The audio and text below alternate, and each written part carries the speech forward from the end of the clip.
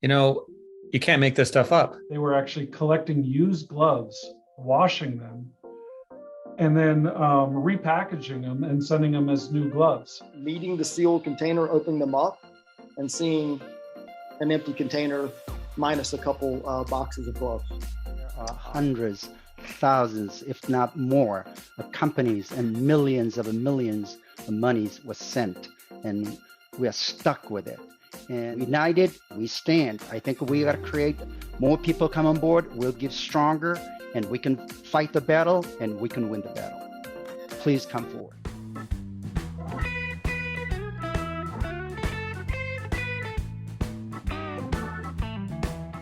The COVID-19 pandemic caused new and unique circumstances that led to the demand for personal protective equipment outpacing supply, and it happened very quickly. The pandemic's massive and urgent needs caused chaos in supply that forced U.S. importers to quickly identify new sources for PPE. That urgency, combined with restricted travel, forced some companies to modify or even abandon their normal due diligence processes for vetting new suppliers. And that led to some serious issues that you need to be aware of. Today, we're going to invite some special guests to our program to share their stories and their journeys into this emerging issue, and we want your help with a solution. But let's get started. Well, hello, everyone. Gentlemen, thank you for joining the program. Let's start with some introductions so people know who you are. Bjorn, let's start with you. Sure. Hello, everyone. This is Bjorn Che with Natural Solutions. I'm a CEO of a Natural Solutions company, and we have been in importing business over, me personally, over 30-some years, but company-wise about since 2012. Thank you, Bjorn. And Tim? Yeah, hi, my name is Tim Morgan. I'm based in Cleveland, Ohio. My company is International Sourcing Group, and we've been importing a wide variety of products from Asia for about 20 years now. We started in 2000. Last but not least, Rob.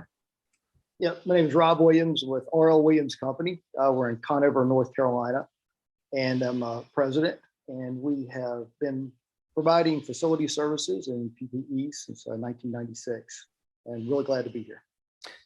So to set the stage for this, these three gentlemen and their organizations have been involved with an issue that we're going to get into. In fact, I would say you have to be a hermit on a mountaintop not to know that there are global supply and demand issues.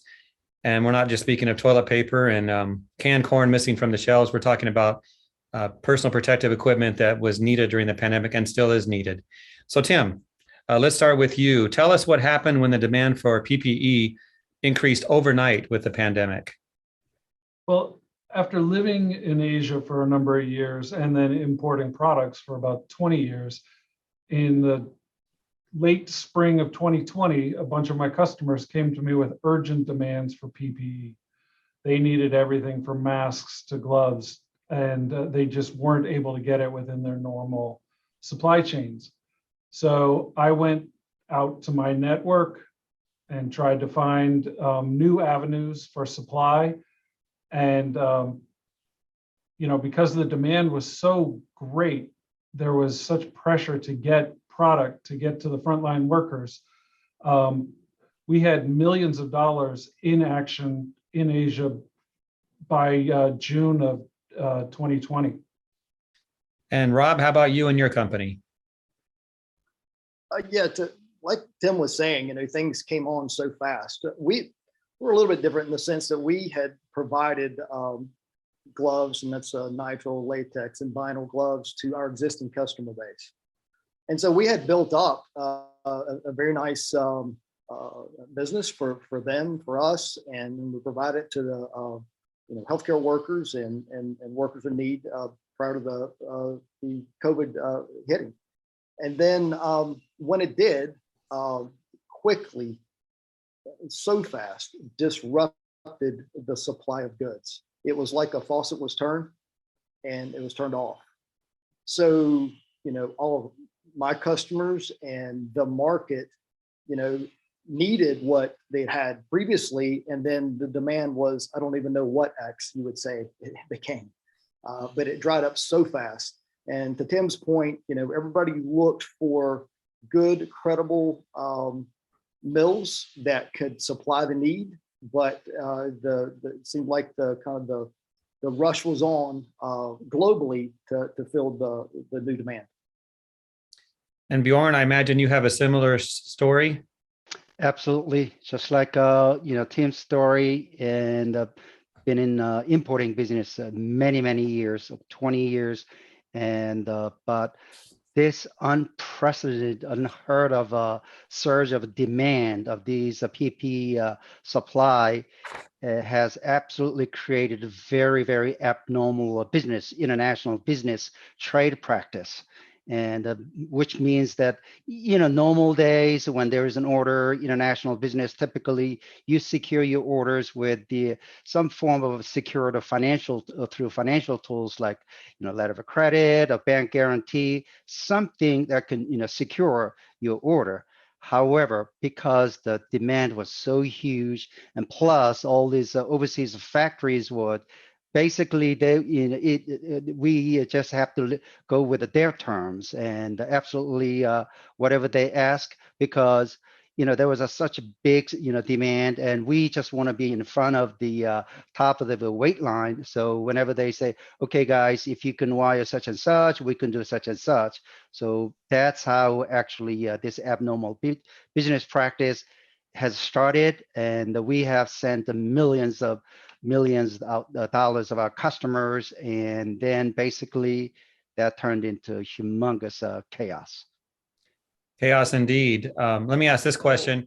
We know how we got here. There was a need for the PPE, but we got into a serious situation. Just how serious is this? And let's start with you, Rob. It's very serious because it involved hundreds of companies and millions of dollars. And it really, at the end of the day, we had companies and countries that were criminal, that took advantage of the U.S., the COVID situation. They took advantage of frontline workers in need, and just U.S. consumer in need of these goods, and then U.S. companies trying to navigate this to bring the goods into the U.S. were now in this taken in this situation where we can't get gloves or deposits returned. So it's a very serious situation that has affected so many aspects of the U.S. And Bjorn, what do you have to add to that? Absolutely dead serious, because in terms of monetary volume, the amount of money that U.S. companies have sent overseas without seeing any result at all. And many companies, I wouldn't say most companies, many companies, literally this amount of money could be a matter of their business survival or death. So to that point, I mean, we all are in business in pursuit of profits. And so that's how we survive. But you sent millions of dollars and you're getting nothing in return. That's serious. There are so many fraudulent, bad actors all over. Yeah, it's a transaction you expected the return on and you got nothing. So I can see the issue is starting to grow. Tim, anything to add to this? Yeah, I think it's important to kind of frame the mindset at the time, because it really was chaos. The US government was trying to find ways to get the economy going again. We've seen studies where in June of 2020, 27% of frontline workers, these are nurses, EMTs, were seeing known COVID patients without proper PPE gear. And then by July of 2020, 343 nurses and doctors had died of COVID. So the issue was critical, the pressure was real, and the fear that was stoking this demand was real. Let's switch gears a little bit, Bjorn, and talk to you about your network. I know you have a network among Asian countries that's worked well in the past when you've needed supplies. Is there any way that you can see to remedy this situation? Absolutely. I have tried every single available connections networks that I have built over the past 30 years. But this is a very abnormal times. mainly because we are physically restricted. We just cannot travel. We just cannot go to the place. And because if we could have simply be there and face those people and talk to them, I think we would have resolved or could have prevented most of these problems. And however, because of this physical restriction, and we were very, very unfortunate, and then we didn't see any results. But yes, I am utilizing still all these available resources, trying to see some results, and I think I am start seeing some results very soon. So some might say just buy American, buy in the USA, but I know that wasn't always a possibility. Tell us about that and the challenges with product procurement in the US. And maybe Tim, we'll start with you. Sure. We actually did reach out to as many PPE suppliers in the US as we could find. And we found it universal that the ones that were operating in the US at the time were 110%, 150% past capacity. So they weren't interested in any new orders up until 2022. Large groups like the US military, the UN, they were going in and buying long-term contracts that were just buying all available capacity in the US. So that left places like hospitals and universities and food service to scramble to try and figure out alternatives for PPE. And to add to that, with COVID, there were new protocols where people who normally did not wear gloves to do their daily operations were then being required to wear gloves. Well, I know that I've never worn a mask before in my life. Yeah. So, and I needed some. It was hard to find. Rob, what would you say to this? I exactly what Tim was saying. I mean, like we mentioned, like our supply immediately was cut off. That was an import. We looked for stateside, nothing on the manufacturing side, as well as you call OTG, on the ground product, and a product that did make its way here. That was snapped up so fast is unbelievable. So, really these were the only countries to deal with when it came to realistically finding supply, finding, trying to get containers, getting in the front of the line. It was the only game in town, and the game just became the whole world too was it was a world supply, not just the U.S. So, but no, there was little to none in the U.S. I understand that it wasn't uncommon to get a container and have it with just a few things in it, not full like you expected. So, yeah, I'd be glad to share that story right quick. Go ahead. Yeah. So again, fighting the battle to get goods, having fraudulent inspection reports, leaving the factories, having sealed containers, meeting the sealed container, opening them up, and seeing an empty container minus a couple boxes of gloves. Completely fraudulent from start to finish. So, and there's many war stories very similar to that out there in this process.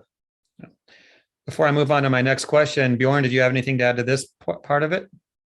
Yes, actually, if just adding a few things to what Rod has just mentioned, because some of those countries, I think bribery is so common, and just like we said, everything is a totally fraud. Inspection report is fraud. Customs paperwork is fraud. And because we just couldn't travel there, and they take advantage of us. And like I said, you pay them, bring containers in. When you open the container, what you're expecting is not there.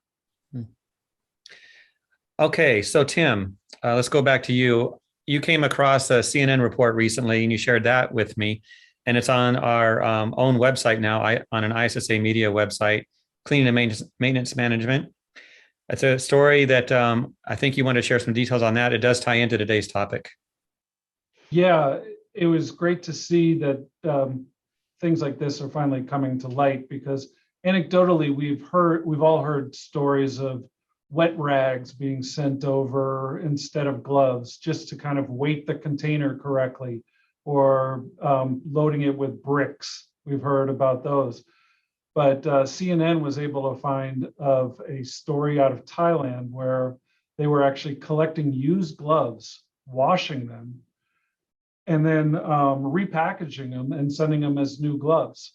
And the system that we've been talking about, the safety nets, are so broken that these gloves actually made it through. They made it to the US, they made it to final customers. They were used by some hospitals even. And so these are gloves that they found, soiled with potentially blood and other things that would put the people who were using them at risk, and the people that they were trying to help. So it's not just a disgusting story, but it's really a matter of life and death to some of the people who are involved in it. You can't make this stuff up. We were talking that we kind of have a failure to imagine a fraud like this, because we would never think that you could economically collect gloves and then repackage them. But in some of the Asian countries where the daily labor rates are lower, and the prices were inflated, it created the incentive for this type of fraud. Mm-hmm. Let's start with you, Tim, on this next question. We'll get everyone's comments. So for the thousands of viewers who are going to watch this episode, what would you like them to do? And some of these are going to be other ISSA members, other industry professionals like yourself. So what would you tell them, Tim? Well, we know this is a big issue because, again, anecdotally, we're hearing it from too many people. What we really want to do is find out how big the problem is. We want to understand the scope. And to do that, we need people like our three companies finally standing up and saying publicly what happened. So that, we're happy to create a central repository for all the information. The ISSA has been wonderful about allowing us to use some of their resources to help get this to a wider network. So the first and foremost, we want people to step up, tell us their stories. They do not need to be made public, but as long as we kind of understand so that we can get a good idea of the scope, because we know it's in the hundreds of millions of dollars, and we believe it's potentially in the billions of dollars that we're talking about. Down in the video description, as folks watch this, they can see some contact information there to start with, and we'll update that as we go along. So, Rob, what would you add to this? What would you like to say? Well, I just, again, just kind of clearly what the problem was is as this demand and to get to attempt to get gloves, you had to send deposits to the factories, and then they received the deposits. And so over time, when trying to get gloves, we could not get hardly any, very few. So then it became, okay, let's get deposits back. Let's return the funds that were deposited. And then neither gloves nor deposits were returned. And so we have been fighting that battle for a year.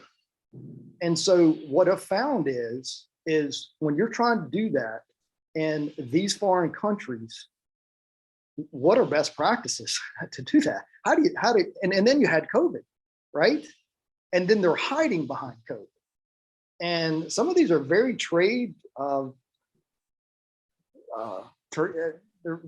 have good trade relations with the US. So this is what happened. So we could not get gloves or money back. And I want to say thousands and thousands of hours has been spent on this.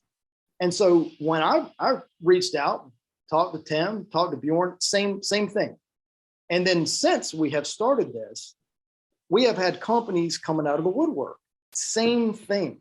And I know just the three of us guys just talking, how much has it helped us just talking through the situations that we've been in. And again, best practices. So walking away from this, really at the end of the day, what we want to do is we want to get, we got to collect who all, how can we influence? It's by knowing more companies and like Tim was saying, the volume of what's involved here. And that's happening now. But clearly that's what's going on, and that's been the battle. And so now with working with the ISSA and others, we're finding that people in our exact situation need the same help and assistance, and that's what we hope to do. Bjorn? Yes, just like what Rob has just mentioned, there are hundreds, thousands, if not more, of companies, and millions of monies was sent, and we are stuck with it. And then yet, many of them, most of them, including myself, just didn't know what to do at the beginning. But now we are learning. There are a lot of other people like me, like us. I don't know. It's an old saying. It only takes a little spark to get a big fire going. I think it's three of us. If obviously I haven't seen anything yet, but Rob, me, and Tim, I want to be a little spark that we want to get this big fire of fighting these bad actors and these fraudulent business people. I mean, those are bad guys over there simply because we couldn't travel there, they took advantage of us. If you hear that most people who sent the money over there, they're stuck with it, nothing. And I mean, in my case, I got some, but I know there are hundreds of people. They sent millions of money and they didn't get anything. Every time I think about it, it really makes me mad. So I really think that we all have to come forward and join our consortium. We united, we stand. I think we got to create more people come on board. We'll get stronger and we can fight the battle and we can win the battle. Please come forward.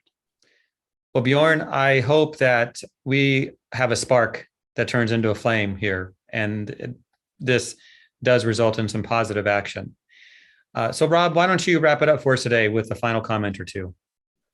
Well, first of all, I would like to thank you, Jeff, and the ISSA for bringing this to light and having this forum, and really appreciate the opportunity to do this. And you see the passion come through. You see it come through Bjorn, and you see it come through Tim. Just any companies out there that are experiencing the same difficulties, please contact us. And I think having an action plan and, gathering the people that are impacted, that are significantly impacted. We're taking that voice and we're doing things with it.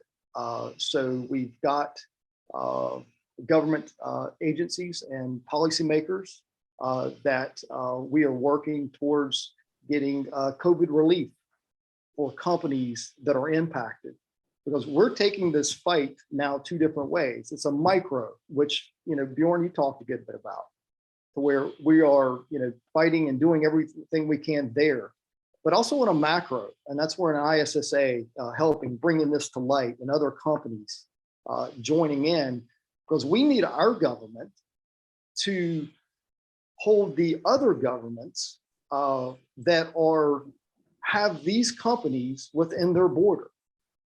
So not only do we need COVID relief funds, we need COVID relief funds for the companies while we fight those battles.